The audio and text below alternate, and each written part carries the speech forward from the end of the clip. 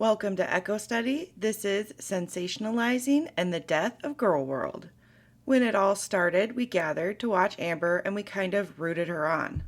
As she disclosed more information about herself, we filled in the missing puzzle pieces and we didn't just have a curated idea of her anymore, right?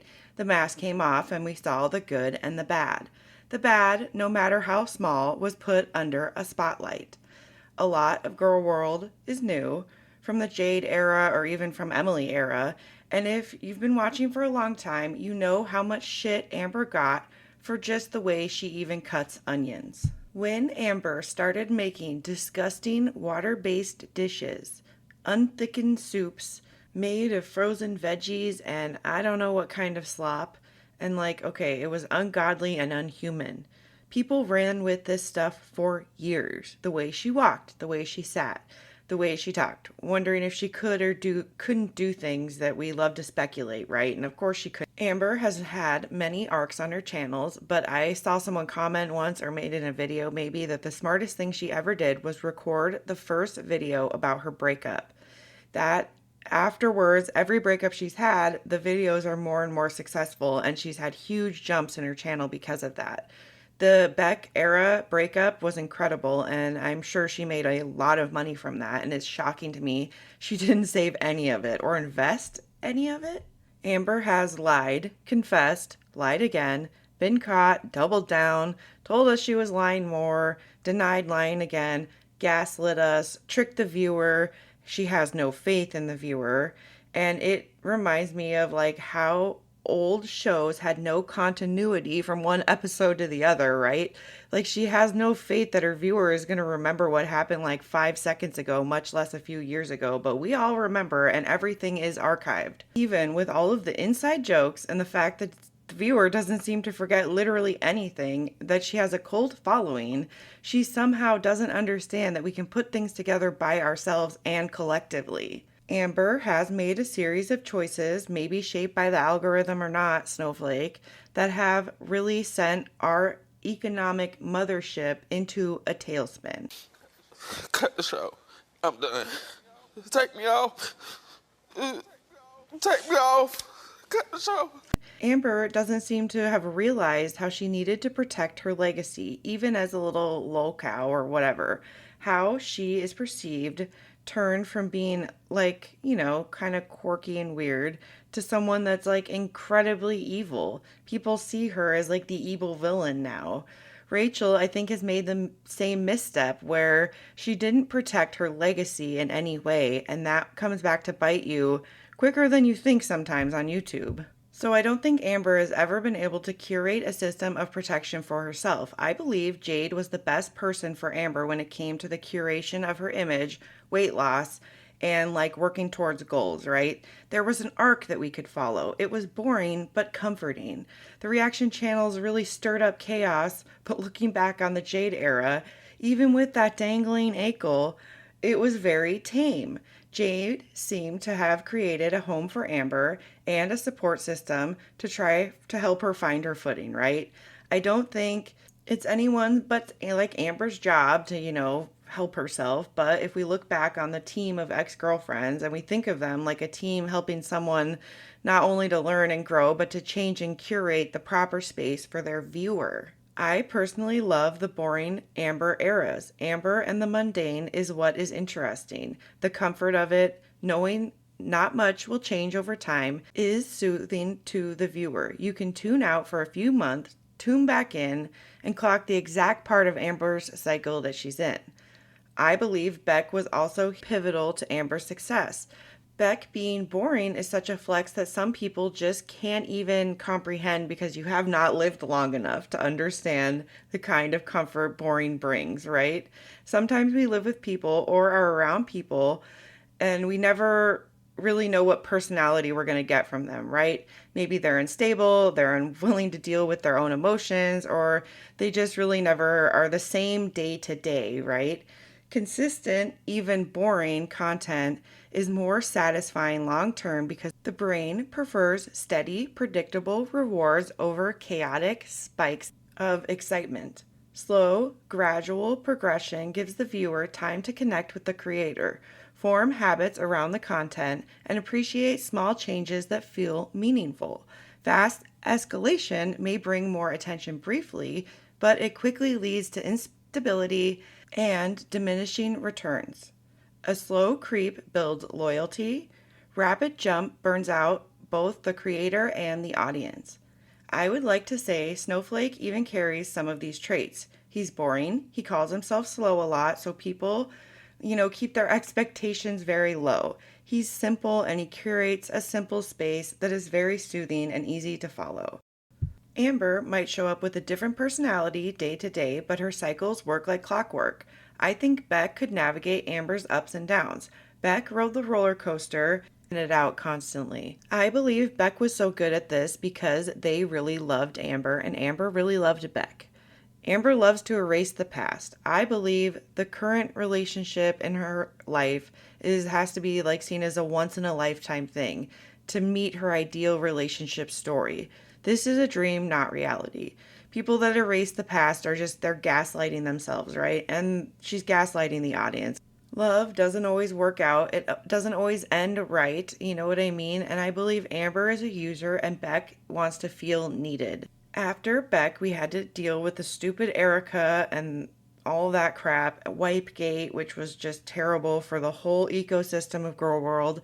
And then the worst thing that's ever happened to anyone on any online space, Emily. So when we went into the feeder era, the arc was fucked from the start. The comfort was annihilated by the absolute horror show of things we found on the links connected to Emily. People still today are commenting all over. I go back, I watch the Beck eras or the Destiny eras or whatever, just not the current ones because they're so boring and horrific. My life has not been the same since I clicked those freaking links connected to Emily, and it has ruined me in a way you can't even comprehend. You can't understand unless you've clicked the freaking links. Sorry about that, everyone. Could you excuse me for a second? I have to figure out what's going on. So people have been predicting Amber's death for years, right? But now it's become the center of this arc. We want to see the season finale, right? I believe Amber's inability to change is the reason she's gained so many viewers and the reason why she has lost her monetization. She knew if she talked about, the scale or whatever and showed her body and focused on her size, she would get clicks, and clicks mean more money. The more money idea is the downfall of Amber and all of the reaction channels. I'm talking to all of you. Snowflake, you're at the top with all your subs. You are at the very top. It went from all of these reaction channels reacting to Amber to them sensationalizing their reactions of Amber. Everything she did was so blown up. The DoorDash flirting is one of the best examples for me. You guys think no one could ever flirt with Amber? I could think of 10 reasons why a man would latch on to Amber. Housing, money, snacks, access to more snacks, endless DoorDash, not having to work.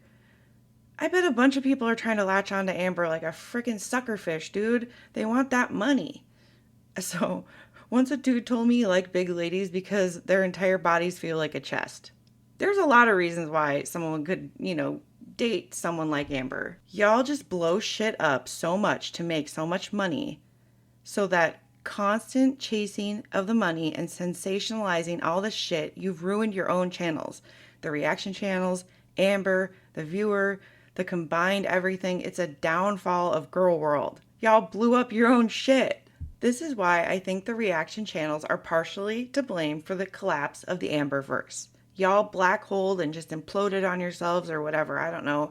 Scientists below, explain to me what happened in scientific terms, if you took a black hole and it exploded. Or imploded? I think it implodes. I am not the Neil deGrasse Tyson of Gorlworld. That is Rachel React's job.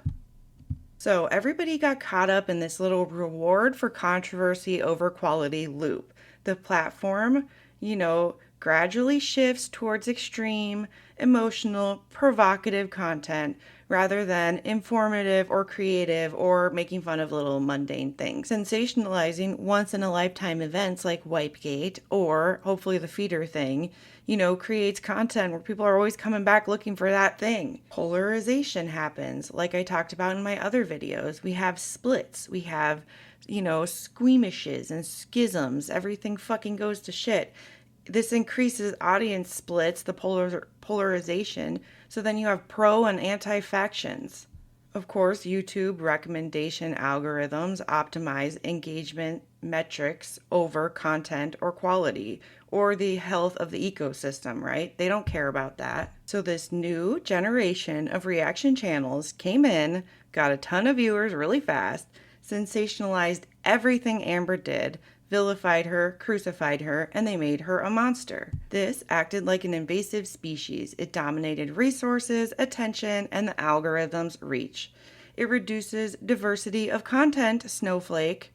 Are you listening to me? Do you see why you have 1,000 views on your video right now? You did this. You. And you're still not listening to me about what I think you should do. Please go watch my other videos if you have not, and follow my directions. Between the sensationalization of all the reaction channels and Emily, I believe this was enough to shift the entire ecosystem into a new state. This often cannot be reversed. Why I believe this is true is all of this has changed the baseline conditions for everyone interacting within the ecosystem. Carla, that's really quite... Behaviors that were once unthinkable, like topics of, feederism or whatever else, have become the norm. Some individuals began to rationalize or minimize the behavior of certain people. I'm talking about you, Rachel, especially if the person is charming. So we have more schisms, the whole Rachel thing, the Emily thing, the love triangle that I believe is still going on. We're just not getting to see it because of the demonetization. But I hope when Amber writes her book, we'll be able to read about it in the book. So all this polarization eroded the prior community identity and replaced it with conflict-driven sub-identities.